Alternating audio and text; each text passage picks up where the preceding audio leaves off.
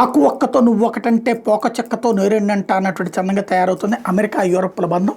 Europe దేశాలు క్రమక్రమంగా అమెరికాతో కోపం పెంచుకునే బికాజ్ ఆఫ్ ట్రంప్. ఇంతకుముందు యూరప్ దేశాలు దానికి తాబేదారులుగా పనిచేసినాయి. నాటో కానీ యూరప్ దేశాలు కానీ అమెరికాకి బీ టీమ్గా పనిచేసినాయి. అమెరికా ఎట్ట చెప్తే అట్ట వినేటటువంటి సిబ్బందిలాగా పనిచేశారు. ఇప్పుడు వచ్చేటప్పటికి తిరుగుబాటు ప్రారంభమైంది. జర్మనీ, అట్లాగే ఫ్రాన్సు, అట్లాగే ఇతర దేశాలు అంటే 3 దేశాలు ప్రధానంగా బ్రిటన్, వీళ్ళ ముగ్గురు కూడా జాగ్రత్తగా ట్రంప్కి వ్యతిరేకంగా బైడెన్ టీంతో ఉన్న సాన్నిహిత్యంతో చేస్తున్న యాక్టివిటీస్తో పాటుగా వీళ్ళ దేశాల్లో ప్రజా వ్యతిరేకత మూటగట్టుకుని దానికి బదులుగా తాము అంతర్జాతీయ నాయకులుగా చలామణి అయితే అప్పుడు ప్రజలు మళ్ళీ ఓట్లేస్తారన్న ఉద్దేశంతో నడుపుతున్నటువంటి కథలో కొత్త మలుపు తిరిగింది.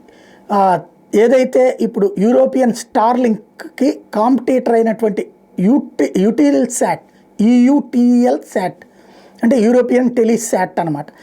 ఇది ఇప్పుడు తాజాగా ఒక కీలకమైన ప్రకటన చేసింది. ఉక్రేనియన్ భూమికి సంబంధించి స్టార్లింక్ సేవల్ని ఎలన్ మస్క్ ఆపేస్తానంటున్నాడు కదా ఉక్రెయిన్ అధ్యక్షుడికి.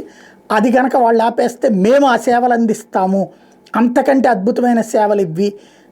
ట్రంప్ ఉక్రెయిన్ విషయంలో అట్లాంటి నిర్ణయం ఏదైనా తీసుకుంటే మేము అందిస్తామని చెప్తోంది EUకి సంబంధించినటువంటి EUTELSAT అనేటటువంటిది.